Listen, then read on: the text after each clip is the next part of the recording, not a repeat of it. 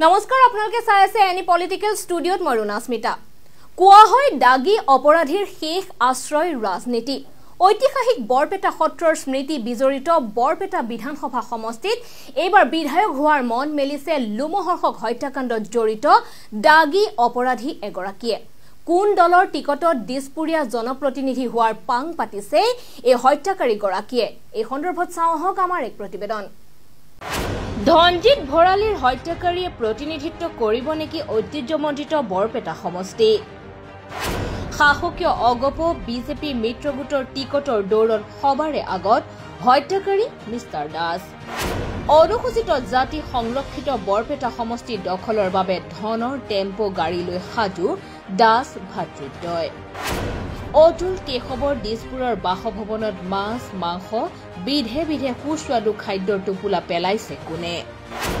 নাজানি নুশুনি হত্যাকাৰীলৈ বৰপেটাৰ সাংসদ ফণী ভূষণৰো সেউজ সংকেত। ঐতিহ্যমণ্ডিত বৰপেটা বিধানসভা সমষ্টিৰ প্ৰথমবাৰৰ বাবে অনুসূচিত জাতি সংৰক্ষিত হোৱাটো নিশ্চিতভাৱে বৰপেটা ৰাইজৰ বাবে এক দুখবৰ। পিছে এই দুখবৰটোতকৈও কেইবাগুণো অধিক আন এক দুখবৰে অপেক্ষা কৰি আছে বৰপেটা জনতাক।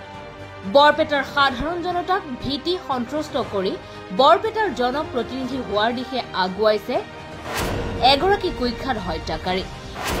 বিগত ৯১ বৰ্ষৰ জুন মাহত বৰপেটা সত্ৰৰ অধীনস্থ বৃন্দাবন হাতীৰ ধনজিৎ ভৰালী নামৰ যুৱকজনক অতি নৃশংসভাৱে হত্যা কৰা হৈছিল।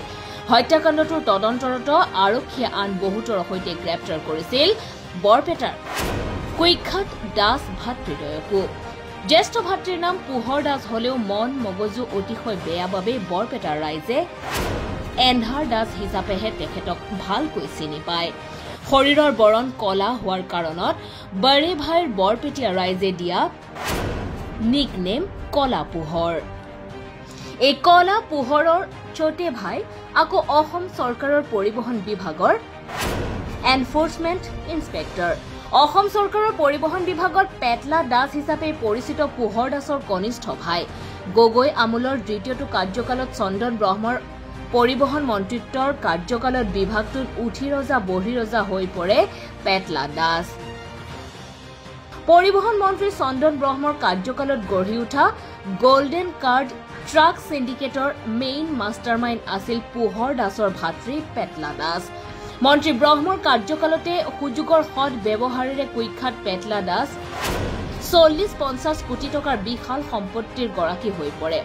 ৰাজধানী দিছপুৰৰ সমীপৱৰ্তী ছুপাৰ মাৰ্কেটত ১০ কোটি টকীয়া ঘৰ মাটিৰ উপৰিও মহানগৰীৰ সৰু মটৰীয়া পাঞ্জাবাৰী লখৰা আদিত পেটলা দাসৰ ২ নম্বৰী সম্পত্তিৰ পাহাৰ গণি শেষ কৰিব নোৱাৰি। কংগ্ৰেছৰ দিনত কংগ্ৰেছ, BPFৰ দিনত BPF আৰু বিজেপিৰ দিনত খুব সুন্দৰকৈ বিজেপিৰ মুঠ সলাই ফুৰাত এক্সপাৰ্ট পেটলা দাসে সৰ্বানন্দ সোণোৱাল আমোলত বৰ বিশেষ সুবিধা আদায় কৰিব পৰা নাছিল। গুণীৰ গুণ বুজা সোণোৱাল চৰকাৰে সততাৰ পুৰস্কাৰ হিচাপে এটা নিশাৰ ভিতৰতে কলংকৃত পেটলা দাসক ধেমাজিলৈ বদলিৰ নিৰ্দেশ দিছিল। কেতিয়াবা মন্ত্ৰী ৰঞ্জিত দাস আৰু কেতিয়াবা মন্ত্ৰী হিমন্ত বিশ্ব শৰ্মাৰ খাস মানুহৰ লেবেল দি অহা পেটলা দাসে হিমন্ত বিশ্ব শৰ্মাৰ আমোলত চলে বলে কৌশলেৰে লবি পকাই পুনৰাই কামৰূপলৈ প্ৰত্যাৱৰ্তন কৰিবলৈ সক্ষম হয়। পিছে হলে কি হব?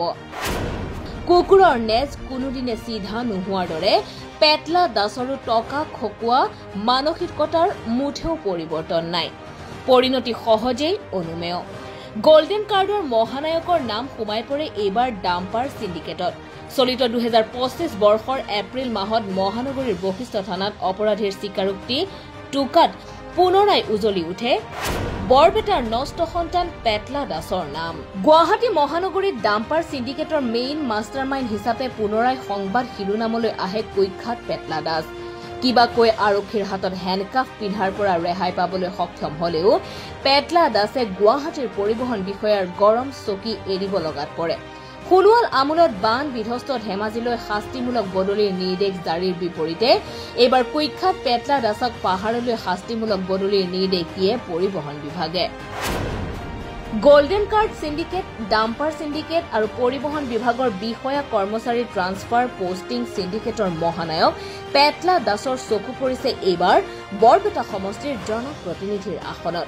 কলা ধন সম্পত্তি ঠিকে থাকে ৰাখিবলৈ ৰাজনৈতিক নিৰাপত্তাৰ প্ৰয়োজন সুযোগে যেন হাত বাউলি মাতিছে কুখ্যাত পেটলা দাসক কালিলৈকে মুকলি সমষ্টি হৈ থকা বৰপেটা সমষ্টি নিৰ্বাচন আয়োগৰ সমষ্টি পুনৰ নিৰ্ধাৰণৰ জৰিয়তে এবাৰ অনুসূচিত জাতি সংৰক্ষিত সমষ্টিলৈ পৰিণত হৈ পৰে পেটলা দাসক আৰু পাই কোনে নিজে নোৱাৰিলে কি হল ককায়েক পোহৰ দাস উৰফে কলা পোহৰ আছেই নহয় নামত অধিবক্তা ককায়েকৰ বাবে 26ত বৰপেটা সমষ্টিৰ শাসকীয় অগপ বিজেপি মিত্ৰগোটৰ টিকট লাগে পেটলা দাসক লাগ বুলিলে আৰু ৰক্ষা নাই হাতে কামে ইতিমধ্যে ফিল্ডত তৎপৰ হৈ পৰিছে কলা পোহৰ পেটলা দাস ভাতৃদ্বয় শুনামতে যোৱা কিছুদিনৰ পৰা অগপ সভাপতি অতুল বৰা আৰু কাৰ্যকৰী সভাপতি কেশৱ মহন্তৰ দিছপুৰৰ বাসভৱনলৈ বিধে বিধে মাছ মাংস ফলমূল মিঠাই শাক তৰকাৰী আদিৰ খাদ্য সামগ্ৰীৰ উজান উঠিছে একে সময়তে বৰপেটা সমষ্টিৰ অগপ টিকটৰ বাবে অগপ সাংসদ ফণীভূষণ চৌধুৰীৰ সৈতেও আলোচনাত বহিছে Das ভাতৃদ্বয়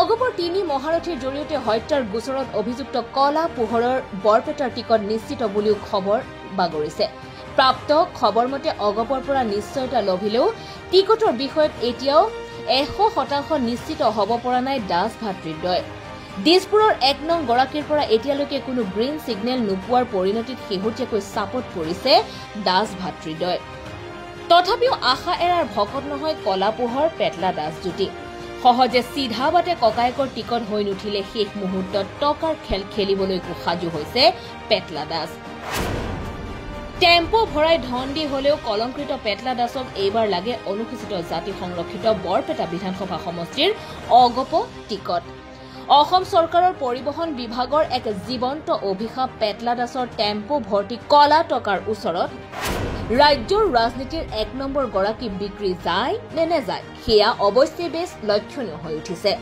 news desk report any political